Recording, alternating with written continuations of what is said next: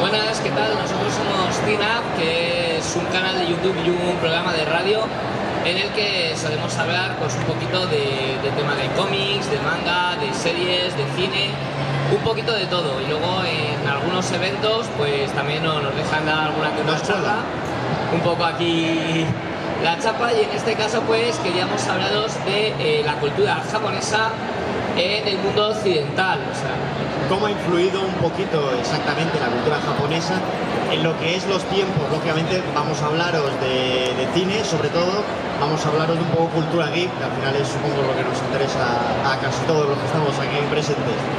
Y también un poquito pues de cosas tan importantes como es hoy en día la cultura popular, como puede ser Marvel y DC, que son bastante conocidas, pues como incluso en estas grandes casas de cómic americano pues también ha sido la cultura oriental pues una fuente de inspiración. Bueno, pues vamos a empezar un poquito con esto. Y por favor, interrumpidnos lo que queráis, que nos gusta el feedback. Hablad, criticadnos lo que queráis. Sí, sigo que va. Estos son problemas de director. Hace 15 años, sí. Pero nos encanta esto.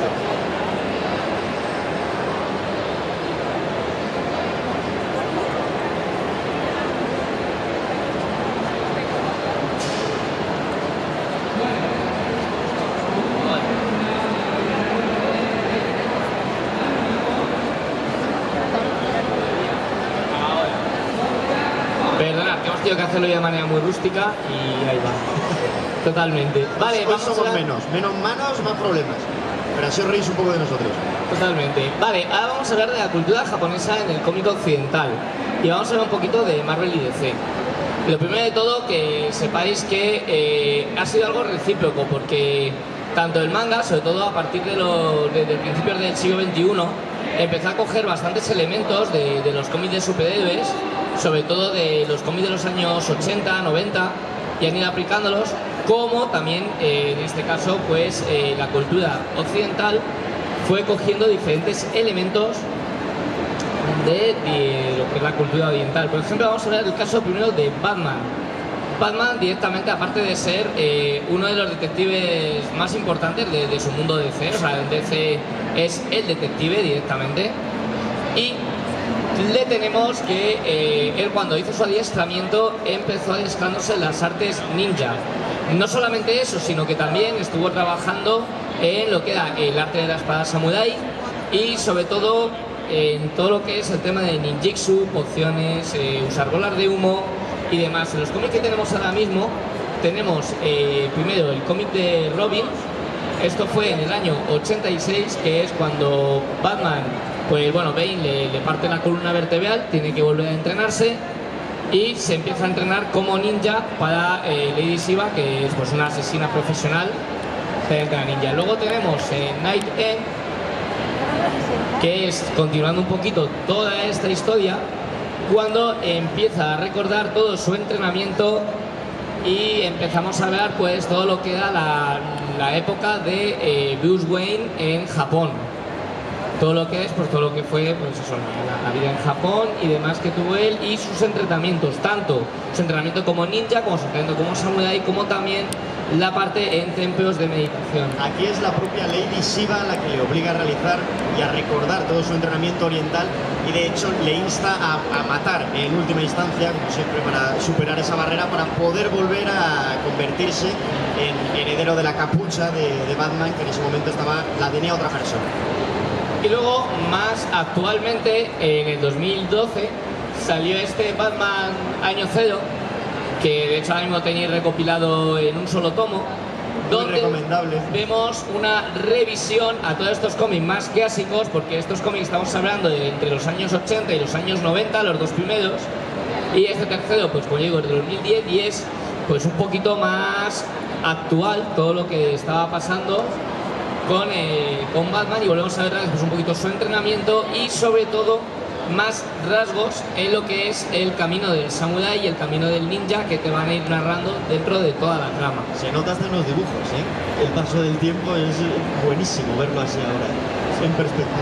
Luego voy a hablaros de Wolverine. Bueno, Wolverine es igual que que Batman es el ninja de DC, por decirlo así, realmente el samurái o la visión del samurái que ha tenido Marvel, o lo más acercado que ha habido un samurái, ha sido Wolverine. Bueno, Lobezno lo hemos visto en un montón de adaptaciones, lo hemos visto también en la serie del 92, que adapta el primer cómic que veis ahí a la izquierda, a la derecha del todo, que se llama Lobezno Honor, donde estamos viendo todas las aventuras de Lobezno en Japón.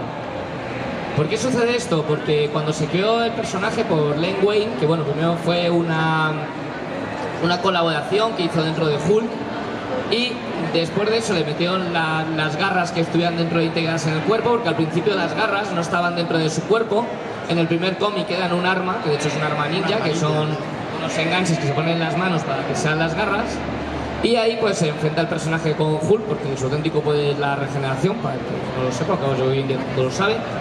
Y empezó ahí a gestar un poquito la idea del personaje, luego hizo un par de cameos dentro de los X-Men sin ser miembro de la Patrulla X, porque hasta la segunda Génesis nunca entró. Luego ya entró en la Patrulla X y le quisieron ir colocando todo este tema samurái.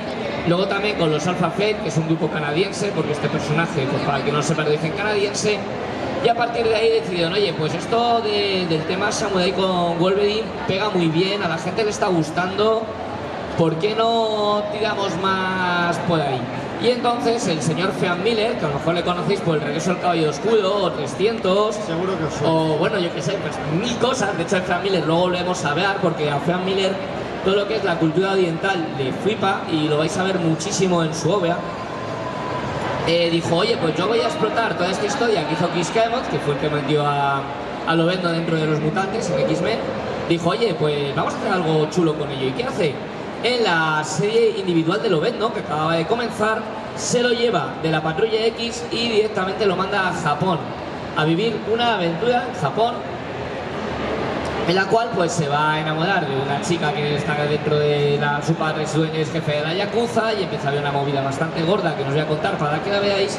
Pero vemos cómo Lobezno adopta el camino del samurái, tiene que luchar por su honor, por el honor de Miko, que es la persona a la que él ama. Y todo esto lo vimos adaptado, si sois más o menos igual de antiguos que yo o más, en la serie del 92. Toda esa etapa que había con Silver Samurai dentro de la serie de televisión está basada en ese cómic de ahí de Por Honor. También la película de Lobezno Inmortal, que es la segunda película que sacó Fox. Un poquito más flojita. Sí, pero bueno, que también vemos que hace una aventura en Japón se está basando en este cómic. De hecho, casi todo es copia y pega, pero un poquito mal hecho y modernizado. Pero bueno, sí es otro tema. Adaptaciones, ya sabéis. Aquí vemos también a Silver Samurai, que será un rival que va a tener bastante recurrente Wolverine en sus historias totalmente individuales. En general en Marvel es un personaje que ha sido bastante recurrente. Sí, aunque mayormente de lo que cuenta con el código del Samurai como tal es el propio Lobezno. Luego más adelante tuvimos también en la época, a partir del 2010, tuvimos la continuación de una de las mejores historias que han hecho de Lobezno, que se llamó Old Man Logan. Si alguno ha visto la película de Logan, pues está basada en el cómic Old Man Logan. Y dijeron, oye, esto vende, dentro del universo Marvel, la continuidad, pues estaba todo explotando, estaba petando en algo que se llamó Secret Wars, las nuevas, no las antiguas. Es que aquí copian los nombres cada 2 por 3.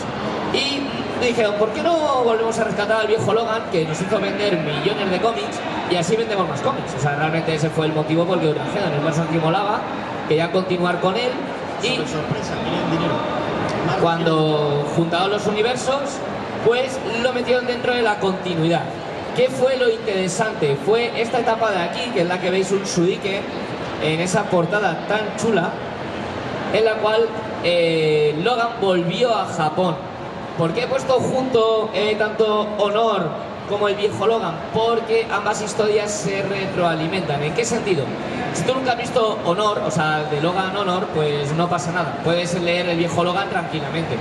Pero si lo has leído, lo vas a disfrutar, vas a ver muchísimas referencias. Muchas cosas del pasado de Logan vienen en este cómic. Vamos a volver a ver un poquito, pues todo es... ya en este caso, pues ese maestro ya mayor que va viendo ahí otra vez el mundo, tiene que volver a seguir su camino, mama muchísimo de leyendas de clásicas de samuráis, de principios del siglo XIX en Japón.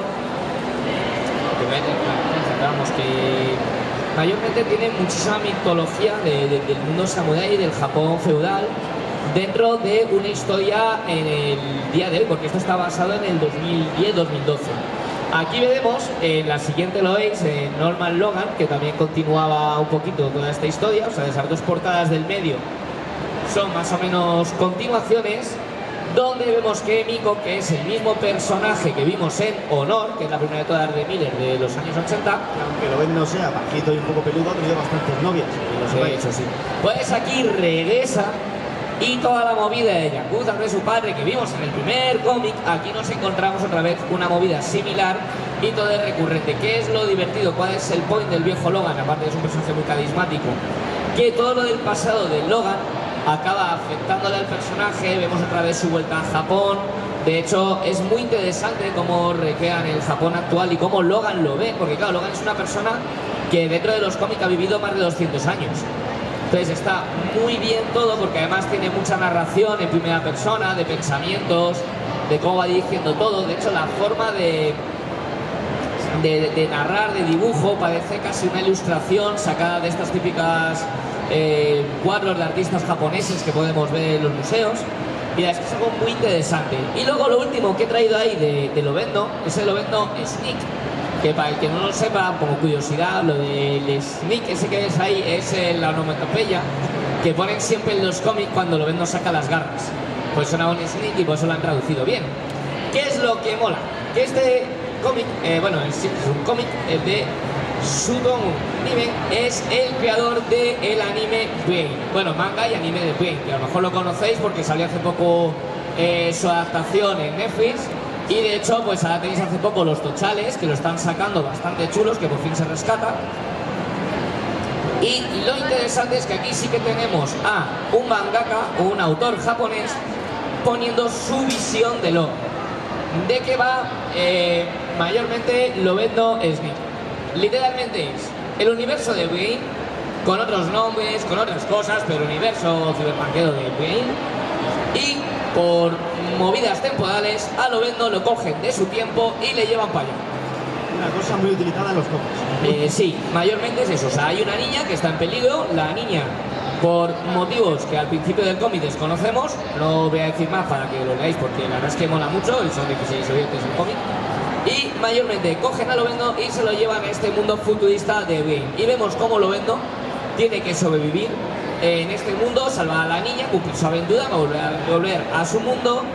Y lo que más me gustó de este cómic es la visión que tiene el mangaka del propio personaje, cómo lo mueve, cómo funciona. La verdad es que funciona bastante bien, y además que todo el rollete, si os moló bien, pues os va a molar. Pasamos a lo siguiente.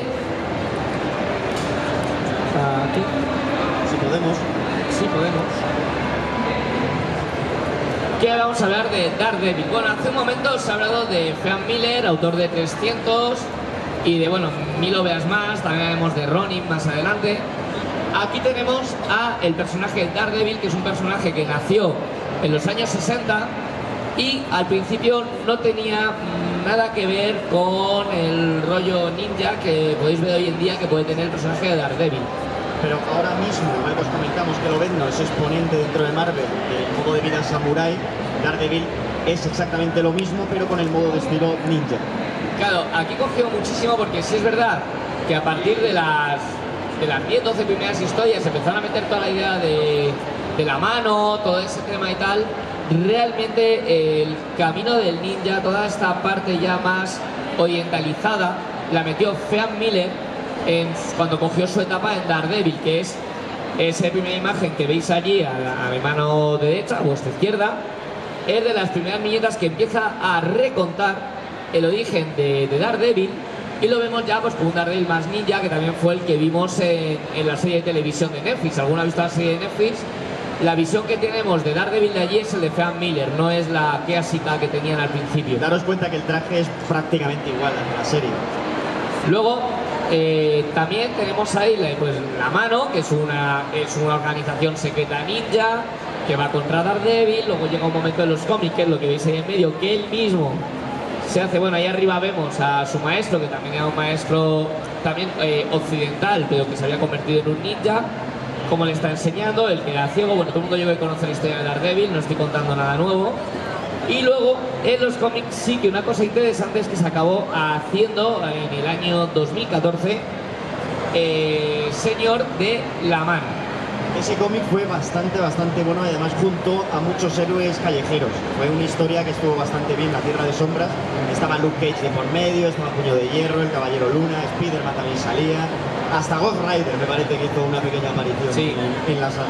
Aquí también hay cosa interesante, también vemos dentro de la obra de Shadowlands todo lo referente al mundo ninja, incluyendo las armas, los materiales, cómo trabajan, cómo funcionan, ya que el propio Daredevil estaba dentro de la organización, era su jefe, y le iban explicando cómo era el funcionamiento de todas las misiones que ellos hacían.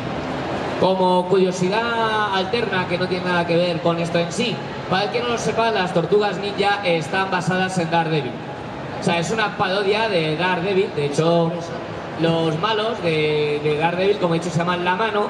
Pues los ninjas malos de las tortugas se llaman el clan del pie.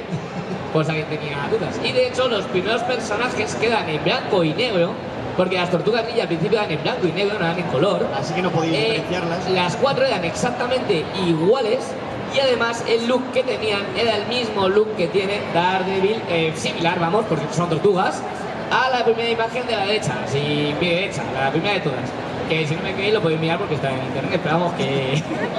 que sí, como algo curioso. Y de hecho era una parodia de Daredevil que montaron, pero como tuvo tanto y se dijeron, oye, que esto puede dar dinero. Y dijo, eran dos socios los que iban a la tortuga ninja. Y dijo el otro, oye, pues no sé, a lo mejor sí. Hicieron un cómic para echarse unas jajas y en una convención de una Comic Con empezaron a vender, pero rollo fanzines, como esta gente que está ahí al fondo haciendo sus mangas, pues una maravilla de mangas que intentan vender. Pues empezó la gente a comprar, y dijeron, espérate tú, que esto es solo. Y les ha dado para que ahora les dé para asteroides. Pues, las tortugas ninja, para que veáis como una parodia de Daredevil se convirtiendo en una de las franquicias más importantes del mundo, como pueden ser las tortugas ninja. Luego ya pues empezaron a darles personalidad porque los nombres sí quedan los originales, pero ya os digo, todos eran como mini Daredevils. O sea, es que os digo en serio, si podéis ver las imágenes, molan un huevo, porque eran mini Daredevils, ahí las cuatro en blanco y negro, y dijeron, oye, vale, sí, hay que diferenciarlas porque en el manga, porque esto de hecho de las tortugas ninja se primero haciendo en blanco y negro formato manga. Por si alguien tenía un poco dudas, o sea, sí se leía como de manera occidental, pero el estilo de dibujo y el estilo de todo era muy rollo manga. De hecho, la cuarta temporada de Daredevil de Netflix, que se canceló, iba a ser Daredevil con las tortugas ninja. Es una pena que no lo vayamos a ver nunca. Sí, pero... no, ojalá, no, en serio. Luego ya pues dije, vale, pues vamos a ponerles color, las letras sí las tenían, pero eso en un manga no se veía. O sea, tú ya de momento no sabías qué tortuga estaba pegando al malo del que sobre todo para poder diferenciar. Sea Michelangelo, sea Donatello, sea tal. Veías una tortuga disfrazada de Daredevil y decías, este está pegando, puede ser quien sea. Me puedes poner el texto que quieras que me lo voy a creer. Volaba la imaginación, la gente no sabía cuál era su favorito. Ya, luego ya puse los colores y ya dijeron, vale, pues vamos a meterles armas distintas, porque al principio todos tenían la misma arma. También basándose pues a los malos del clan del pie de Daredevil. O sea que es que era todo muy... Es que era una parodia, ¿eh? Como se hacen los cabezones de la galaxia, y eso tiene un éxito tan gordo que dicen, vamos a cambiar 3 cosas y nos forramos. Y así he sacado la línea de juguetes, que tenéis un documental muy chulo en Netflix sobre el tema, que también os recomiendo que lo veáis, pero después de esta charla. Y... sí, pero no tiene precio. Y luego, pues eso, empezó a tener el éxito que tiene y lo compró Nickelodeon, y bueno, pues hicieron películas, hicieron de todo, y ya pues no tiene nada que ver con Daredevil. Pero que sepáis que en principio está hecho. De hecho, el maestro Astilla, Stick, está basado en el maestro Stick de Daredevil, que es ese de ahí con el palo. Que para curiosidad vuestra también entrenó a Blade, para que no lo sepa. De hecho sí, también fue entrenado a Blade, o sea, lo podéis ver. Otro personaje de Marvel que tiene una tendencia ninja totalmente y un entrenamiento ninja totalmente. Entrenado, ya os digo, por... De personaje y de historia, pero ahí va, sorpresa. Adivinar de qué autor os voy a ver. Esto os va a sonar seguro. Si habéis visto la charla hasta ahora, habéis estado un mínimo atento, pues sabéis de qué autor vamos a hablar ahora mismo. Pues sí, si tenéis dudas, vamos a hablar otra vez de Frank Miller. ¿Por qué? Pues porque mirad, de la plantilla que hay ahora mismo en Estados Unidos, en Marvel, bueno, en el cómic americano y actualmente, que por cierto, que sepáis que el 60% ahora mismo son autores españoles, lo cual pues mola un montón, que pues lo no sabéis. Industria española. Sí, porque los mandan todos fuera a trabajar. No, pero son buenísimos todos. Pero vamos, la cuestión es que Frank Miller le flipaba Japón. En general, le flipaba. Y otros decían, bueno, sí, estaba gracioso, pero ya está. Y Frank Miller, que tocó pues mayormente casi todo lo que existe hasta el día de hoy de cómics, porque Frank Miller ha sido una eminencia, cada vez ha sido más y ha dicho... Y no es que lo haya tocado y haya quedado en el olvido, o sea, estamos hablando de un autor que cosa que tocaba, cosa que lo convertía en oro, o sea... Entonces empezaba todo, versionarlo empezaba, pues eso, meter su toquecito, pues cuando pilló también tiene historias de Logan, como el Fue de Honor, dijo vamos a meterle cultura japonesa, que me flipa. Cuando lo tocó a Daredevil, pues adivina qué voy a meterte, cultura japonesa. Cuando tocó a Batman, si alguno ha visto Dark Knight Return, pues ahí te mete cultura japonesa que flipas. Y daros cuenta que no estamos hablando totalmente de personajes de cómics secundarios ni nada por el estilo. O sea, hablamos de Batman, de Lobezno, estamos hablando de las superventas. Y llegó un momento que dijo, oye, a ver, esto me está dando mucho dinero, estábamos utilizando un montón de personajes. Bueno, como veis, la industria del cómic se basa en el tema americano, sobre todo en los ingresos que haya de cómics. Cuanto más se vende cómics, eso funciona. Raro, si no se vende, pues no funciona la mierda. La verdad es que así es más o menos como lo cogen. Y si no, pues es algo alternativo, ya se olvida y en fin. Pero en esta cuestión, Miller dijo, a ver, yo estoy haciendo un montón de cosas sobre Japón dentro de los personajes de otros. Y mola, porque me mola tocarlos y tal, pero ¿y por qué no hago algo mío? Que algo mío, que sea mío 100%. Me invente yo un personaje, me haga yo algo guay, con todos los recursos que ya he utilizado en 1000 millones de historias, y, joder, y le doy algo de rendimiento como a mí me molaría. Y entonces monté este Ronin. Bueno, pues Ronin, para el que no lo sepa, nos está hablando mayormente de esa historia del samurái olvidado. Bueno, para el que no sepa lo que es un Ronin, que imagino que todo el mundo lo sabrá, un Ronin es un samurái sin amo. O puede ser porque haya sido repudiado, se le haya muerto el amo, o porque directamente pues haya estudiado también el samurái, pero no haya decidido meterse con ningún shogunato. Es como una especie de samurái vagabundo. Era un samurái caído en desgracia, realmente. O sea, estaban mal vistos en principio. Entonces, aquí nuestro Ronin es de una época actual, bueno, actual en los años 80, porque este cómic es del 87, quiero recordar. Y tenemos aquí, en este... Ok, ya ha pasado un montón, es un que era novedoso en su época. En fin, y lo que hemos metido en nuestra época ha seguido el camino del samurái, estuvo estudiando en Japón, llega a Estados Unidos y se encuentra un mundo muy distinto a lo que hasta él, porque además él no ha estado en el Japón de Tokio, Japón de... No, está en Japón de la montaña, de tomar por saco, con 8 tíos dándose de palos, aprendiendo el camino del samurái. No tenían necios. Y cero tecnología, cero todo, cero nada. El chico habla inglés lo justo, lo que le deja ni más, ni poco más, porque lo que pilota sobre todo es en Japón. Y cuando llega allí es un mundo totalmente desconocido y empieza a encontrarse unas movidas que no veas, entre que si mafias, que si la policía va a poder porque lleva una katana y él no entiende por qué no puede llevar su katana tranquilamente por la calle, a que empieza a meterse con movidas de las mafias, las yakuzas en Estados Unidos, y ahí empieza a liar la pardísima, todo el mundo va a poder, él no sabe muy bien qué está pasando y tal, y la historia es muy interesante. Toda esta obra es Frank Miller aquí autor completo, o sea, es tanto guionista como dibujante, y como podéis ver, las escenas de combates y demás, pues recuerda muchísimo al estilo de Junji Ito, que es otro autor japonés muy interesante, o también muy similar al estilo de dibujo que podemos ver en el manga de Uzumaki, que hace poco se reeditó, que es un manga bastante clásico, también muy recomendado, que trata un poquito más el género del terror, en este caso dentro del manga. Y aquí veremos un poquito de esa mezcla de un poquito de acción, bestialidad, también un poco del propio psique del personaje, de una persona pues más del mundo de las montañas y tal, apartada a una urbe que tampoco entiendo muy bien.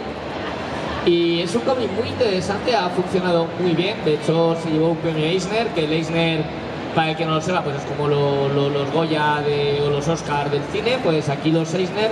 Para los cómics. Es para los cómics. Y de hecho, pues Frank Miller, pues es de las obras, de todo lo que ha hecho millones de cosas, pues ha sido lo que más pues ha disfrutado, es que está súper orgulloso de eso. Bueno, vamos a hablar de los 7 samuráis y las influencias que ha tenido en el cine. Quien dice influencias, pues mayormente es muy similar a decir, bueno, vamos a coger esta historia que mola un montón, vamos a copiarla, cambiamos los nombres y fin. Pues como hizo Avatar con Pocahontas, o sea, quien ha visto la película de Avatar, pues lo entiende. Entonces, aquí tenemos los 7 samuráis de Akira Kurosawa. Os sonará, seguramente. Sí, si no lo habéis visto es un clásico. Bueno, ¿de qué trata los 7 samuráis de Akira Kurosawa? Por si alguien, por lo que sea, que puede pasar, no tiene ni idea de qué va.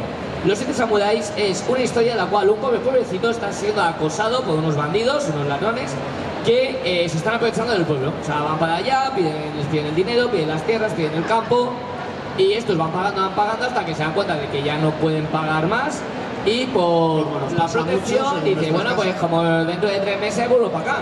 Si no tenéis el dinero acordado, el arroz que hemos pedido y demás, pues os vamos a empezar a matar gente, a llevarnos a vuestras mujeres, hijas, ya sabéis, el pago así. Entonces, tengo que refrescar un poquito, pues uno de los jóvenes de la aldea dice, bueno, pues aquí deberíamos de enfrentarnos contra esta gente, contra los bandidos. Claro, la gente del pueblo son campesinos, o sea, se dedican mayormente, pues eso, al campo y a cortar madera, o sea, no hacen mucho más. Y claro, dicen esto se mantiene fuertes, eso sí. Sí, entonces claro, dicen esto ni de coña. O sea, no, yo no me voy a pegar con esto ni de broma, nos matan a todos. Así que dice el tío, bueno, pues me voy a ir a buscar samuráis, les contrato y así nos protegen. Y entonces dicen, bueno, pues todo lo que te dé la gana, vete a viajar, y si alguien te dice que sí, pues mira, Pero vamos, que pasan de él un poco como de decir que sí, haz lo que tú quieras, que vas a palmar, fijo, por el camino. No tienen confianza, mucha. Entonces poco a poco se va encontrando pues con 7 samuráis, como dice el título, bueno, realmente con 6, bueno, sí, primero son 7. Entonces, nos encontramos con 7 samuráis que van siendo contratados, algunos casi pseudo engañados, para venir aquí a pelear. Al final llegan aquí, montan unas barricadas, vienen a combatir e intentan, pues, expulsar a los malos, intentando hacer que los propios aldeanos también entrenen y se vayan a combatir. Uy, este argumento os suena de algo, ¿verdad? Algunos, seguro. Sobre todo soy fan de Disney. Bueno, esta obra, pues que lo sepas, pues que son del año 54, que además que tiene pues una música impresionante, pues ya os digo que ha sido un hito en el cine. ¿Por qué? Porque hace poco se hizo un remake de esto, y de hecho tenéis ahí la película clásica que va a salir aquí en los años 60, que se llamaba Los Siete Magníficos. A ver si consigo bajar esto de una manera decente, porque no es tan fácil como parece. La película que ha tenido otro remake hace relativamente poco. También con la misma temática, también con el oeste. Con Ethan Hawke, me parece que salía también. Sí, aquí tenéis Los Siete Magníficos. Tenemos tanto la original como el remake. Esto salió en los años 60. Por si alguien tenía duda, porque de hecho en algunos debates de cine se habla ¿quién va primero, los 7 magníficos o los siete samuráis? Pues si todavía alguien tenía la duda, pues son los 7 samuráis. Por bastantes años. Aquí el autor dice que queda Jon Sturz. Al principio decía, a ver, no, yo no me he copiado de ellos, yo no conocía el cine de Kurosawa. Luego años después pues dijo, bueno, pues sí, verdad, cogí la idea. Y mayormente es un copy y pega de todo lo que os he dicho ahora mismo, versión oeste. Y ya está. Con los actores más guapos y más carismáticos que había en esa época, porque el género que molaba era el western, era el género de moda, y dijeron, pues vamos a hacer Los Siete Samuráis versión western. De hecho fue una película que era bastante interesante con la habitación del western. Y igual, pues un pueblo campesino que contrata a 7 cowboys para protegerles de unos bandidos que venían a atacar su pueblo. O sea, literalmente es lo mismo. Hay cambios, porque el tema de muertes y tal y estas cosas, pues hay cositas distintas, pero más o menos es lo mismo, pero la versión hollywoodiense. Pues como a los live action que hacen, que son horribles, pero en versión Hollywood, y aquí no estaba tan mal. Ahora os hablaremos un poco de ahora vemos Death Note y me pregunté, pero esto no estaba del todo tan mal, este remake versión americanizada. Sobre todo porque contaba con de lo mejor en actores de la época. Y luego esto se hizo un remake, porque esto, la película moderna del año 2015, fue del año 2015 de Los Siete Samuráis, es el remake del remake del remake. Porque claro, está basada en esta historia, que está basada en Los Siete Samuráis.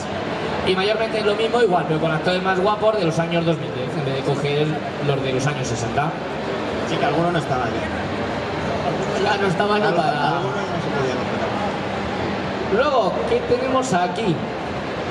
Otro bastante interesante que se llamaba With the World of Gods. Bien, ¿de qué va esta cosita de aquí? Es una cinta muy curiosa para aquellos amantes del cine bizarro, sobre todo, que era un nuevo grupo de espadachines que defendía una comunidad indefensa, y sin embargo la decoración visual estilo Kurosawa y su mirada reflexiva por Yu Wan, que hacía ahí unos cambios dentro del arte marcial chino. O sea, en resumen, esta película es del año 73 y es Los Siete Samuráis versión chino. O sea, como veis, la historia funcionó muy bien, tuvo un éxito que no veas, porque de hecho Los Siete Samuráis sigue siendo una historia más famosas y más estudiadas en lo que es la escuela de cine. Y se sigue adaptando muchísimo de... Sí, de hecho ahora mismo os acabo de hablar del remake americano, que eran Los Siete Magníficos, y el remake chino. Porque sabéis que los chinos pues también copian todo, y todo lo bueno porque no les van a copiar. Y más en Japón, que hay pique. Sí, no, en Hollywood era un poco como el AliExpress de la época, y ya ahí lo tenemos.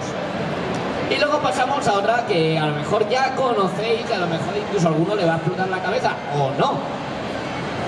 Bueno, aquí tenemos esta bizarrada, porque no tiene otro nombre, de los años 80, que era Los Siete Magníficos del Espacio, ¿vale? De los años 80, y aquí fue un poco que se subieron arriba. O sea, esto ya, si veis la película, os vais a reír muchísimo. O sea, esta es la típica peli que si estáis con los colegas en casa no sabéis qué ver. O sea, diciendo, venga, echas una risa, no sé qué tomarme, os ponéis esta peli. Sí, pero bebes algo mientras la ves, eso sí. Obviamente. Y volvemos locos. Aquí fue una de que el director dijo, ostras, esto de los siete samuráis me mola. Y parece que nadie lo ha versionado, porque digo que no tiene ni idea de que existen los siete magníficos ni la japonesa que os he enseñado antes. Y fue una de, venga, vamos a hacer eso, pero vamos a ver que no se note que nos estamos copiando totalmente de los siete samuráis. Así que vamos a meter Star Wars y así nadie se da cuenta del cambio. Así que esto mayormente es como si los siete samuráis se hubieran acostado con Star Wars y hubieran tenido un hijo, pues saldría esto. Pero la versión más curiosa, un hijo que dices, yo nunca te he tenido. No le vas a mandar a...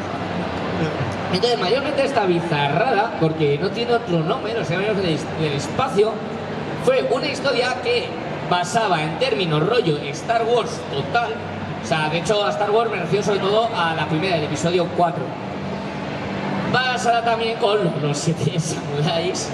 Y bueno, pues que el que tenga un poquito de paciencia o que echas unas risas, pues es una película que os podéis ver tranquilamente. Y para que os deis cuenta que cualquiera de vosotros podéis hacer una versión de los siete samuráis, ¿de acuerdo? Sí, sí, sí. Esto no tiene por qué acabar aquí, chicos. Si yo os pudiera, pues eso.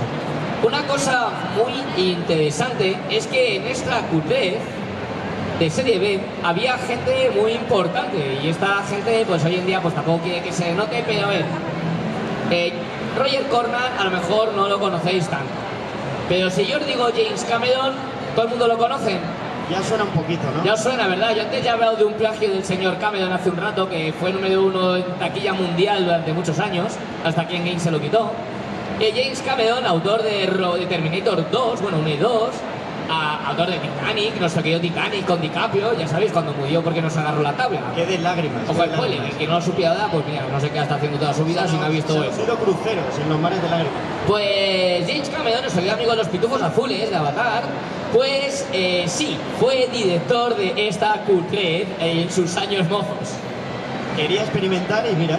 Pero no solamente él, bueno, a ver, Jimmy Murakami fue el que hizo toda la idea a principio original y todo eso, pues que James Cameron fue el productor ejecutivo y fue el que estuvo detrás de todo eso. Pero le viene muy bien que suene el otro nombre, porque James Cameron estaba ahí en plan de, bueno, a mí yo ya esto no, ya no, Firmó de milagro, Y vamos. la banda sonora está hecha por James Horner, un día de borrachera, porque sí, esto está hecho de la misma persona que ha hecho cosas tan impresionantes como puede ser Braveheart, la banda sonora de Braveheart, o puede ser la banda sonora de Titanic de James Horner. O sea que cosas tan maravillosas, pues este señor hizo la banda sonora de esto. Que ya os digo, debió ser una noche de borrachera típico de, venga, dijo James Cameron, Horner, a que no hay huevos a hacer esto, y dijo, espera, eso está en el cubata, que te hago aquí una banda sonora. A ver, la banda sonora es que es lo mejor que tiene, pero vamos, que os digo, echaos unas risas, que está interesante. Esa es la palabra, interesante. Y bueno, vamos a pasar a algo que a lo mejor no conocíais. ¡Bichos!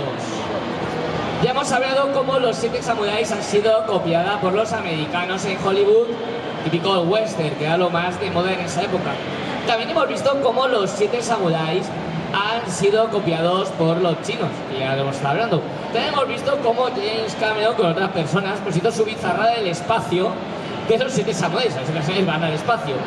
Pues aquí tenemos cómo los siete samuráis se convierten en insectos.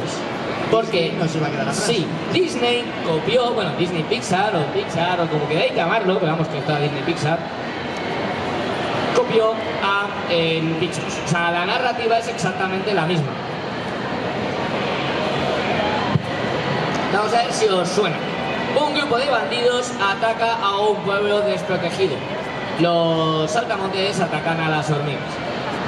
Un chico joven del pueblo intenta ir fuera para buscar ayuda externa porque Suponemos es el que es joven, único... que no sabemos las No, en hormigas los cómo Super se Samuráis era joven. Y, bueno, y viene ahí a intentar buscar ayuda externa porque no puede los de allí defenderse y no quieren pelear. Vaya, pues aquí también hay una hormiga que se va del hormiguero para buscar a otros individuos para que luchen por él. Vaya, se la lía a 7 samuráis para que vayan a ayudarle al pueblo. Vaya, aquí una hormiga se la lía a un grupo de insectos, que no me acuerdo mismo si eran 7 o no, pero a lo mejor también eran 7, no me acuerdo ahora mismo. No, el número yo creo que ya lo encaja. Pero vamos, da igual, se la lía pardísima para que vengan aquí a proteger. Cuando los 7 samuráis se encuentran todo el percal, adiestran al pueblo para enfrentarse a los bandidos y protegerse. Vaya, aquí los bichos adiestran a las hormigas y urden un plan para evitar que los saltamontes pues les ataquen y les se queden con todo su alimento. Una historia nada trillada. Vaya, no hay similitudes ni nada en argumentos, ¿verdad? Mayormente fue un copy-paste. Pues como ya digo, como hizo James Cameron con Avatar y Pocahontas. Sí, no me gusta mucho el argumento de Avatar, como podéis ver. Y bueno, y aquí tenemos pues todos los plagios que ha habido en la cultura occidental de los 7 samuráis, que es como la película clave del cine oriental, sobre todo después de la Guerra Mundial. Y bueno, continuamos un poquito con todo esto, que aquí están hablando de los 7 samuráis. Ahora vamos a hablar el tema de las series. Y vamos a hablar de una de las mejores series de animación que se ha hecho en esta última década de este estilo. ¿Qué década? 20 años lleva ya casi esta serie. O sea, esto es un pepinaco, os lo digo en serio. O sea, si no me quieres hacer caso en estas cosas de la charla, pues mira, no hagáis ni caso, da igual. Todo es real, pero no hagáis ni caso. Pero esto lo tenéis que ver, está en Netflix, o sea, no sé si vamos. Nunca les recomendamos nada que no sea top. O sea, No, o sea, esto es top. Y top con una mayúscula que no veáis. O sea, esto se llama Avatar, la leyenda de Aang. El Avatar bueno, el malo es pitufos azules, caca, Avatar, leyenda de Aang bueno. Que de hecho hicieron una película live action que a lo mejor pasó desapercibida, que fue una mierda de live action, lo sé. ¿Un live action es una mierda? Ahora, la parte de trajes, cosplay y todo eso, brutal. La historia, pues hombre, a lo mejor hubieran tenido que hacer otra cosa mejor, pero bueno, no estaba del todo mal. Y se llamó el último Airbender, bueno, el último maestro de aire, porque James Cameron, justo 3 meses antes de registrar la película live action de Avatar, le escogió el nombre de Avatar. O sea, que para que veáis lo cabrón que puede llegar a ser James Cameron, aparte de hacerte una nueva Terminator que nadie pedía. Y Avatar 2 y 3 y 4 que va a salir en breves. O Vais sea, a tener Avatar, pero bueno, Avatar la mala, esta es la buena. Entonces, hablando de Avatar, la buena. La leyenda de Aang. ¿De qué nos cuenta? Tenemos un mundo en el cual hay 4 reinos, los 4 elementos: fuego, tierra, agua y viento. Bien, cada uno tiene una tribu. Esa tribu tiene unos maestros elementales. Esos maestros elementales controlan elementos. Hasta aquí todo ok, ¿no? O sea, yo soy de la tribu del fuego y hay gente dentro de mi tribu que controla el fuego. Del viento, pues lo mismo, y así todos. Bien, ¿quién es el Avatar? El Avatar es un ser milenario que se va reencarnando y cada vez va recordando, llega un punto que está en modo Avatar, que igual sus vidas anteriores, y este señor domina todos los elementos. ¿Vale? Bien, referencias. Bueno, pongo aquí la leyenda de Aang, leyenda de Korra, ¿vale? Para el que no lo sepa, es que la leyenda de Korra es la continuación de Avatar. Una cosa que nos venía muy bien, necesitábamos y es una pasada. Entre medias hay bastantes años muertos, por si ya veis las 2 series y os pica la curiosidad. Todos esos años están recopilados de forma canónica, o sea, son de canon, dentro de unos cómics con el mismo nombre. Si os queréis cotillar, te cuentan justo todos los años que han ido pasando desde Avatar, leyenda de Aang, que ahí vemos Avatar, que es el de la flechita, o sea, Aang, que es el de la flechita en la frente, como pues él, después cuando acaba toda la historia, pues continúa hasta que se hace mayor, palma, porque he dicho que los avatares se reencarnan, o sea, es algo básico, todo el mundo tenía que saber, y se convierte en la nueva Avatar, que es Korra, y todo lo que sucede. Que mola también mucho, aparte de la retrocontinuidad, pues que personajes que vimos de niños en Avatar, leyenda de Aang, vemos cómo ha sido su evolución dentro de esta serie, la leyenda de Korra. sea, ¿A quién no van le gusta todas ver a sus personajes convertirse ligadas en de la mano. Bien, luego el tema de la mitología. Bien, la mitología aquí es magistral. O sea, esta gente que ha creado estas dos historias se han empollado la cultura japonesa como si no hubiera mañana. O sea, hablamos de todo tipo de mitos. Hablan de los kanjis, hablan de los espíritus, hablan de los kamis, hablan de todo. O sea, es flipante, de todos los fantasmas, de todo. De los yokais, o sea, no sé, es que, o sea, sobre todo en la parte de Korra, que es la segunda parte, hablan más del mundo espiritual, y es que es una locura, o sea, ya te explota la cabeza. Bien, luego también, pues aparte de la filosofía oriental, también utilizan el estilo de religión, el budismo y sintoísmo, que lo podemos ver sobre todo en los maestros del aire, que tienen templos, y de hecho los maestros del aire tienen 4 templos, uno en cada punto cardinal, norte, sudeste y oeste, y son pues como los monjes budistas de la época. De hecho es un copia y pega de los monjes Shaolin, súper bien hechos. Bien, luego, ¿qué más tenemos? Pues el tema de la Nación del Fuego, que hace referente al Japón feudal. O sea, a ver, aquí dentro de la primera historia, la Nación del Fuego son los malos. Bueno, son los malos, ¿sabes? Que realmente es la tribu que intenta invadir el resto de tribus. Hombre, y sí, ahí eso suena tenemos... malo, Sí, a ver, dentro de la historia son los que se les ha ido la plata. Uy, perdón. Ya estamos aquí de vuelta. Si lo que no nos pase hoy. En fin, pues lo que estaba comentando, bien, la zona de la Nación del Fuego es un copy-paste de la época de Edo. Me refiero a esa época samurai entre el final de la Tokugawa y el principio de la Meiji, que para los fans de los animes de samuráis pues es donde está basado todo, porque casi todo está basado en esa época. Tenemos a Kenshin, tenemos, pues, es que hay millones de mangas que están basados en ello, y aquí pues mayormente han copiado todo, o sea, desde la ropa, los edificios, o sea, es que el castillo parece el castillo de Edo, es que es una flipante, que por cierto hoy en día creo que ya no sé si es más. Luego tenemos también muchísima relación con la flor del loto. La flor del loto es una flor espiritual para la cultura japonesa, para el budismo, y aquí dentro de la serie tiene una importancia relevante, no, lo siguiente. De hecho hay una organización secreta, muy rollo Illuminatis, que se llama la flor del loto. Y bueno, tienen muchísimo trabajo con ello dentro de la serie. Es que no quiero decir tampoco nada así muy relevante para que veáis la serie, la disfrutéis y no os hagáis spoiler y digáis, joder, este tío me está grabando la serie pero me está destripando la serie. No quiero hacer eso. Luego, más cosillas. También en la segunda temporada, sobre todo, porque en la primera no tanto, vemos una mezcla entre la tecnología con lo clásico. Vemos los recursos de... pues esto lo hemos visto en mil animes, o sea, una época Japón feudal, pero de repente vemos pues maquinaria, sobre todo muy rollo steampunk, porque aquí tienen un rollete steampunk con vapor muy guapo, sobre todo en Korra, y vemos pues yo que sé, pues naves voladoras hechas de vapor, vemos tanques hechos de vapor, o sea, es que es una pasada todo el estilo que tienen hechos. De hecho, en Avatar vemos cositas muy tecnológicas de esa época victoriana o de principio del siglo XX. Esos buques de guerra enormes de la Primera Guerra Mundial, de la Segunda, también tenemos... hay globos, hay dirigibles. Además los dirigibles que hay son muy rollos sacados de la cabeza de Julio Verne, lo cual pues mola muchísimo de ver. Y visualmente la verdad es que es una pasada. Y sí que se nota los años de evolución entre la serie de Avatar, la leyenda de Aang y la leyenda de Korra. Se nota que te gusta la serie, que la has visto pero varias veces, ¿no? Esta serie me la he visto yo, sin engañados, así, sin engañados totalmente. Me la he visto la de Avatar unas 12 veces y la de Korra 3. Y la de Avatar, de hecho, que yo que también trabajo a veces en un colegio, a los chavales del colegio se la he puesto más de una vez porque me mola muchísimo la serie y cuando los días de recreo que llueve, pues se la pongo y flipan. Y se la ha porque les puesto mola. las 12 veces también con niños. Es de estas series que mola porque la fui ver tanto niños como adultos y los veis todos locos. Y tú te pones loco con ellos y los niños lo disfrutan. Tenéis ahí una cosa, si tenéis peques o sobrinos pequeños o cosas así, ya sabéis que ponerles también. Y verla vosotros, que mola un montón. Y nada, poquito más que comentar, la verdad. O sea, es que es la mejor referencia que puedo daros de la cultura oriental dentro del cine y las series occidentales. Es que esta serie que parece hecha que parece sacada de un anime, o sea, parece un anime japonés, está hecha por americanos, producida por americanos, hecha en Estados Unidos. Y te vuelves loco cuando lo piensas. Y además que está disponible en Netflix, que ver la leña, que mola un montón.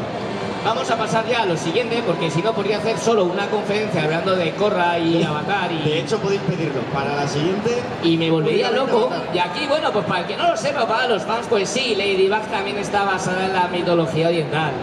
Sí. ¿Por qué? Pues por todo el tema de los Miraculous. O sea, primero, es una serie francesa, que esto yo creo que todo el mundo lo sabía y no lo digo. O sea, Ladybug es francesa. ¿Vale? Y de hecho es una serie que está bastante guay, o sea, que es interesante. Y luego tenemos los prodigios. Bien, ¿qué son los prodigios? Los prodigios son unos seres, unos espíritus que están dentro, que se meten dentro de los artefactos, y tú cuando te transformas, ¿vale? Te conviertes pues en Ladybug o en otros superhéroes utilizando el poder que te dan los prodigios, que son esos muñequitos de ahí tan guays, que por ejemplo, pues yo que sé, el de Ladybug pues no tiene los pendientes, los poderes, y de ahí se transforman y tal. Es un poco mezcla de la historia típica de Magical Girl, pues como puedo ver en Sailor Moon, en Sakura y demás, lo único pues con prodigios. ¿Cómo va un poquito todo el rollete? Primero, antes de nada voy a hablaros de un poco el argumento de la historia. La historia es una chica llamada Marinette, que no es del instituto, o sea, esto va a sonar a Magical Girl, que flipáis, y la chica del instituto pues le gusta un chico guapo del instituto. Oh, aquí va a oler mucho a Sailor Moon, ya os aviso. Y esta chica pues consigue unos dones gracias por un animal mágico, en este caso pues el que veis ahí que tiene pinta de mariquita, que está ahí, o sea, el propio animal, y al transformarse con los pendientes se convierte en la superheroína Ladybug. Además haciendo el típico baile estilo Magical Girl que podemos ver en Bunny de Sailor Moon. Pues algo de ese estilo, pero también tiene un yo-yo mágico en vez de tener pues la más que tenía Sailor Moon en la cabeza, en fin, la de Emma. Luego, por casualidad, el chico que le gusta también tiene un prodigio, que es ese gato negro que veis ahí, que le convierte en Cat Noir. Uy, y las contrapartidas superheroicas, uno está enamorado del otro, pero Marinette está enamorado del chico cuando es humano, y el chico está enamorado de Marinette cuando está convertida en Ladybug. Si esto no suena a Sailor Moon, es que no habéis visto la serie. Sobre todo en esta parte de argumento. Bien, pues nada, van teniendo aventuras estilo capítulo, o sea, tenemos el malo de turno, que es comer demonizado, ellos tienen que ir a salvarle, con ayuda de un yo-yo mágico que veis ahí en la imagen, pues les salvan y tal, y el malo es un tío que tiene el otro que también tiene uno de estos prodigios, y lo que intenta hacer es hacerse con los prodigios de Cat Noir y Ladybug.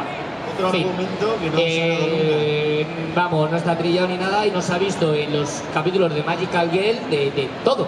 Es que hasta está basado en cosas de Dodemi. Que no ha visto de mí, molaba mucho, por cierto. Luego, claro, como está basada en la cultura japonesa, y la verdad es que esto es como, somos franceses, vamos a hacer un Magical Girl, está bien hecho, y te hicieron Ladybug. Entonces, ¿qué tenemos ahí? Pues todo el tema de los prodigios, que son elementos de la mitología chino-japonesa. Ahí tenéis la tabla de los elementos con el yin, el yang, en todo el centro, que qué casualidad, ¿quién tiene el yin y el yang? Ah, pues los dos protas, o sea, Marinette y el chico de Cat Noir. Bien, luego tenemos ahí todos los elementos, están los principales, que son los que veis ahí arriba en cada muñequito, porque claro, igual que en Sailor Moon, poco a poco la protagonista tendrá otros amigos suyos que se convierten en superhéroes que les ayudan. Cada uno de un color distinto. Vaya, no suena nada a Sailor Moon o de mí, el resto de historias Magical Girl. Es que hasta tiene un tono a Sakura Café de cartas que no veáis, no exactamente, pero tiene un rollete, ¿eh? Bien, luego tenemos pues ahí los elementos secundarios, que también hay más y tal, pues como Sailor Saturn en Sailor Moon. Si habéis visto Sailor Moon, podéis verla porque también mola muchísimo. Y sacaban el cristal que también estaba. Nos estamos dando muchísimas tareas, no vais a poder vale, hacer de casa. aquí como ya he dicho, bueno, y cada uno, por supuesto, cada uno de los secundarios corresponde a los signos del zodiaco chino. ¿Vale? O sea, por si queréis más referencias todavía de la cultura oriental dentro de esta serie francesa.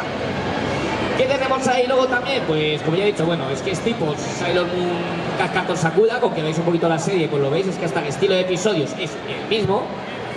Y luego pues tenemos términos japoneses. Los Akumas son los demonios que saca el Lepidóptero para convertir a la gente en mala. Y Ladybug pues va matando, cambia ese Akuma por una cosa guay. ¿Qué es lo que mola de los Akumas? Aparte de que el nombre sea en japonés, el demonio japonés, etc. Lo que mola es que son mariposas negras. Si alguno es fan de Bleach, o si no, pues también podéis ver Bleach, que es otra serie muy buena de anime y manga. En Bleach, las mariposas eran pues las mensajeras de los Shinigami, los dioses de la muerte. Dentro de Bleach, pues se ven, mola mucho. Aunque se haya de Wii, mola. la antiguilla, ¿sabes? Como yo la vi en No, el no, centro. pero que sepas que van a sacar, no se sabe qué van a sacar, solo va a ser un remake, pero han anunciado que va a haber de nuevas. Para los seguidores, la verdad que está de maravilla. Ojalá. Y bueno, los Kwamis, que son los bichitos de ahí arriba que están dentro de los prodigios, ahí va, ¿de dónde creéis que viene su etimología? Pues sí, también de Japón. ¿Por qué? Porque deriva de la palabra Kami cuántico, que Kami, para el que no lo sepa o no haya visto Dragon Ball, que yo creo que todo el mundo lo ha visto, Kami-sama significa Dios. Entonces probablemente son dioses de otro mundo, del mundo cuántico. Vaya, aquí también es un poquito rollo Ant-Man, pero bueno, toda parte, así que no tiene nada que ver. Y el este.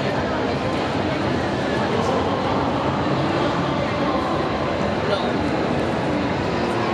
Para acabar de series, voy a hablaros de otro pepinaco que tenéis ahora en HBO. Y esto solo, o sea, esto solo, yo lo siento, esto solo, esto es otra maravilla, o sea, si en Netflix os he dicho que veáis Avatar, pues los que queráis ver una serie brutal, ver Samurai Jack. Bien, Samurai Jack también es una serie americana que trata en este caso pues un poquito el rollo de la mitología japonesa. Aunque si habéis visto la serie o habéis visto el primer episodio, vemos que el propio Jack, que bueno, al principio no tiene nombre, el nombre se lo dan, que es una cosa muy guay porque en muchas historias japonesas sobre samuráis, cuando eran Ronin, samuráis sin amo, que eran gente que había perdido a sus padres, que era un guerrero que tenía a luchar y tal, su nombre no lo ponían ellos mismos, sino que se lo ponían. Esa cosa estaba muy guay porque aquí en Samurai Jack también lo vemos, porque Jack no se pone el nombre a sí mismo, él no dice me llamo Jack, sino que le llamaban Jack y al final se acaba quedando con el nombre de Samurai Jack. De hecho él dice me llaman Jack, nunca dice que él de verdad se llame Jack. Bueno, quitando esta pequeña curiosidad de Samurai Jack, como ya es originaria de Cartoon Network, ¿vale? Los creadores empezaron a sacarla en Cartoon Network en los años 90 y posteriormente Adult Swim compró los derechos y por fin nos dio la última temporada, que ya era hora, se tenía que decir y se dijo pollito. ¿Por qué? Porque no nos la quería poner Cartoon Network porque la serie se había vuelto muy adulta, bastante más interesante, ya no mataba solamente robots, sino que había más cosas chulas. Y dijo Cartoon Network, esto está para muy mayores, cada vez tenemos un público más infantil, los niños se nos traumatizan más pronto, esto ya no aquí en Cartoon Network no, y se quedó cancelada un porrón de años, pero ni os lo imaginéis. Bueno, a lo mejor uno sí, porque los que estáis viendo la serie estáis en plan de Cartoon Network, ¿por qué me has hecho esto? Me quedaba una temporada. Y Adult Swim lo compró y continuó la serie hasta finalizarla, la tenéis en HBO completa.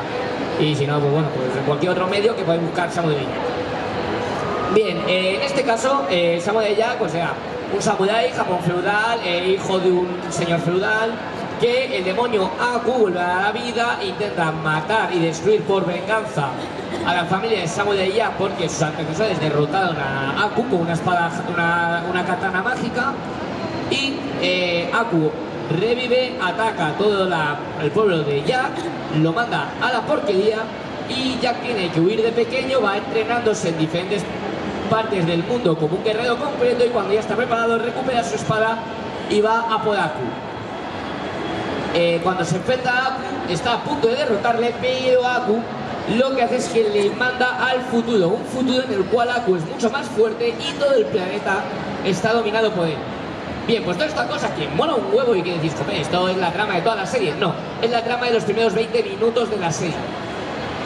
Y lo hace de una forma espectacular, visualmente, no dicen ni una maldita palabra. Bueno, 3 a lo mejor en toda esa parte de la serie.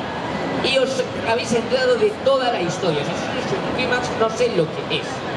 O sea, solamente con unas 4 imágenes ya sabes toda la vida de este señor, desde que era un niño de 4 años hasta que tiene esta edad. Que tampoco sabemos muy bien cuánto tiene, pero 20 y pico mínimo.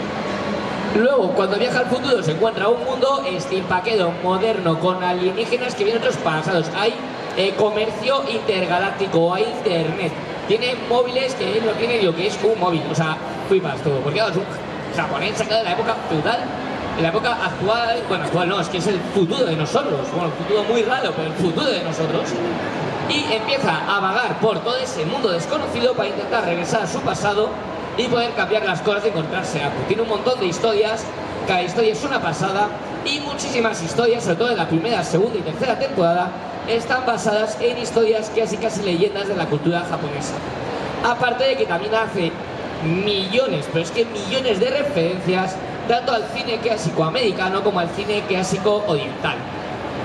O sea, vamos, que una pasada. Y todo esto en episodios de 20 minutos, que se ven en nada. Con un opening muy guapo, con ritmos de hip hop, que la verdad es que, bueno, no lo pongo por falta de... Ya sabéis, otra recomendación. Otro mes. Sí, Samuel Jack, perdón. Bueno, ya, pues si quieres hablar algo más de Life Action, no tengo las más. No, tranquilo. No, simplemente ahora ya invitaros también a una reflexión. Estamos hablando de bombazos. O sea, estamos diciendo que, lógicamente, la cultura oriental tiene una importancia impresionante. Lo estamos viendo y lo estamos viendo con éxitos. Pero ¿qué está pasando con los live action? Un segundito, para el que no lo sepa, también Stan Lee salió en un manga y hasta hizo un manga, que es este manga que veis ahí. O sea, que es que hasta Stan Lee hace manga. De hecho, uno de sus mangas fue lo último que hizo antes de fallecer. O sea, que miradlo porque también es una cosa muy curiosa. Dato curioso. Perdón por la interrupción. Te voy a perdonar hoy. Y os lo que os comentaba, entonces, ¿por qué los live action no están triunfando? O sea, hablamos de animes que han triunfado muchísimo, hablamos de Death Note, hablamos de Bleach, hablamos de Full Metal Alchemist, de Alita, Ángel de Batalla. ¿Qué es lo que pasa? Que la crítica y el público no acaban de llegarle estas películas. Lógicamente, como es normal, o sea, la industria americana es lógico que quiere echarle el guante, hablamos de dinero, de mucho dinero, que intente hacer estas adaptaciones. Es una cosa totalmente lógica. Pero claro, los animes tienen muchos detalles que funcionan muy bien en la animación. Trasladar ciertas bromas, trasladar ese histrionismo a lo mejor a la pantalla, a live action, es complicado.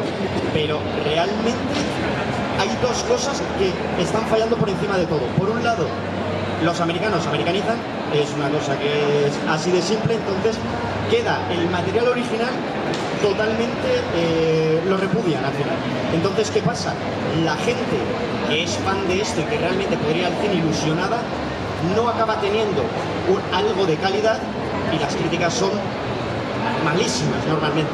Y por otro lado, la persona que no está acostumbrada, que lo que está acostumbrada es al cine americano y punto, no se siente atraído por un producto del que no ha oído hablar y que no tiene ganas de ir. O sea, ¿qué pensáis vosotros? O sea, ya como reflexión, nos gusta también que interactuéis un poquito. ¿Por qué están fallando los live action? O sea, ¿qué live action habéis visto? ¿Qué opinión tenéis de ello? O sea, Death Note, ¿quién ha visto Death Note de aquí, por ejemplo? ¿Os ha gustado? No. Efectivamente, ¿qué es lo que falla? No se parece al original. Exacto, lo que estábamos hablando. Repudian totalmente, lo americanizan demasiado. Entonces, enorme, porque son cosas que darían muchísimo dinero, ellos lo saben, pero no consiguen dar con la clave. Y está visto que no están consiguiendo dar con la clave, porque llevan años intentándolo.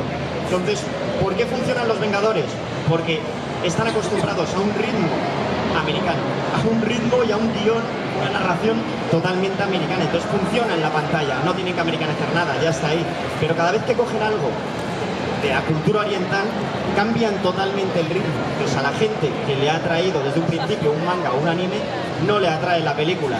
Y por otro lado, lo que hemos comentado antes, el que está acostumbrado al cine normal y va a ver, pues efectivamente, Terminator, pues no tiene ningún tipo de interés a lo mejor por un Full Metal Alchemist o incluso por un Death Note, que es una cosa que ha triunfado bastante, que es mejor no hablar efectivamente de la adaptación. Entonces, ese es el problema que hay ahora mismo en la industria americana. No se sabe cómo lo van a solucionar porque lo están intentando con ganas. Bueno, Disney quiere hacer un Dragon Ball. No sé si sea verdad o no, pero como sea verdad, a ver qué pasa. Miedo me da. Hombre, después del último Dragon Ball... Bueno, he visto Capitana Marvel y aparte de que me pareció bastante mala la película, porque a mí, lo siento, no me gustó Capitana Marvel y ya tengo mis motivos. Yo no la he visto. Lo que sí que vi es que podían hacer con los efectos que tienen un bola de dragón súper guapo. Porque no se he visto Capitana Marvel, pero hay un instante que le quitan un chip que tiene en la cabeza y entonces Capitana Marvel se convierte en Super Saiyan nivel 2. Y luego hay una escena de acción en la cual dentro de una nave espacial, cuando ya está en Super Saiyan 2, empieza a pegarse con los malos, que eran los buenos al principio de la peli, pero bueno, ya pues, ha cambiado muchas cosas, y empiezan a hacer patadas que me recordaban a las batallas que tenía Goku en el torneo de Z. O sea, de que empieza a darle una leche, luego de repente aparece detrás de él, le hostia, luego le pilla desde arriba, le tira contra el suelo y le estampa. Y empieza a hacer kamekameas. No los llama así, no, porque es con el puño y tal, pero vamos, es un Pues kamekame en toda regla. igual de ahí o sea, que a lo mejor, si cogen un buen guionista, pues sí que pueden hacer una película de Dragon Ball. Cógete el guión que se llama Manga de Toriyama, copia y pega y házmelo bien. Pero bueno, eso ya sabemos que a lo mejor no pasa nunca. Pero en cuanto a efectos visuales podría. No, efectos visuales están muy bien. Hay películas que están muy bien en cuanto a efectos visuales, pero no consiguen triunfar. Vale, pues ahora chicos os vamos a hacer una parte de ruegos y preguntas por si queréis preguntarnos cualquier cosa y ya cortaremos. Pero antes de eso vamos a ver un momento de publicidad. No, en serio. A ver, todo esto, ¿por qué venimos aquí? ¿Por qué os contamos la chapa? ¿Por qué lleváis alguno una hora escuchándonos? Oye, muchas gracias a los que lleváis una hora aquí escuchándonos, en serio. Hoy no se ha dormido nadie, Espero estoy que súper os haya contento. gustado, porque ya que estáis aquí, por lo menos que os haya gustado, que hayáis pillado alguna curiosidad divertida. Somos un canal de YouTube que se llama Tribun, como el anime, por si nadie lo ha visto, ver ese anime es brutal. Nos llamamos así por algo, verlo. ¡Hala! Otro anime que tenéis que ver. Sí, joder, estoy recomendando de todo, ¿eh? No vais a poder estudiar Pues dentro ni del canal cocinar os recomiendo prácticamente. más cosas. Es un canal de YouTube, ¿vale? Que se llama Tribun. Si lo busquéis por canales, somos los primeros. Si lo busquéis por vídeos, pues está complicado. ¿Por qué? Porque como hay un anime que se llama igual que nosotros, pues tanto el opening como el live action, o sea, los AMVs van delante. Pero si busquéis en filtro de YouTube canales, somos los primeros. Y en Instagram los tenéis ahí. ¿Y de qué hablamos? Pues de todo esto. Hablamos de manga, hablamos de cómics, hablamos de referencias, venimos a eventos, lo grabamos y esto luego se sube a YouTube. O sea, que hacemos mil cosas. Y también, si queréis que hagamos un vídeo en particular, leemos todos los comentarios y sí que preparamos vídeos de estas cosas. De hecho, tenemos uno muy guay del tiempo contigo, u otro, por ejemplo, que incluso está en Frozen 2 hablamos de la mitología nórdica, o sea, que estamos así de locos. Y tenemos un vídeo preparado de Your Name que no hemos terminado porque va a ser una locura de vídeo y me estoy volviendo loco para terminarlo. Y tenemos de un montón de series y hasta el estudio Ghibli, o sea, que echar un ojillo. Pero vamos, que estamos despegando bien y por Dios, vuestra colaboración es importantísima. Y nada, pues si tenéis alguna duda, ruego, queja o lo que sea, pues podéis decírnoslo, si no pues ya cortamos la charla y muchísimas gracias. ¿Alguien quiere algo? ¿Dudas, preguntas, algo? No, ¿Nada? no. Si alguien pregunta algo, nos comenta algo, a lo mejor les damos un regalo la semana que viene. Sí, porque esta no hemos tenido nada. Ah, bueno, y mañana que sí que haremos regalitos, mira cómo hay que estar atentos, regalos y así. Vamos a estar dando una charla hablando sobre, vamos a recomendar los tropocientos animes de temática de comedia romántica o de temas de historias súper bonitas. Estamos tirando de San Rollo Valentín, San Valentesco. Odiadnos. Hablaremos de Your Name, del tiempo contigo y de mil cosas más, incluso clásicos de series manga que a lo mejor visteis de pequeños o de jóvenes y dijisteis, ah, mira, esa me suena, ah, que va de esto, ah, pues la voy a ver. Y estaremos en Instituto Kohachi mañana a las 5:30, que es un stand que está para allá. Entonces, continuamos. Instituto Kohachi es gigante, tiene una manzana entera de la Japan y tiene un escenario propio y estaremos allí. Así que nada, pues eso es todo. Muchas gracias. Nada, gracias. Nos vemos. Hasta luego. Tenemos allí regalitos, por cierto, y postres, Lo hemos y repetido chapas, muchas y de veces, todo. los regalitos. Venid para acá, que os molará Sí, mañana. sí, sonreír, sonreír.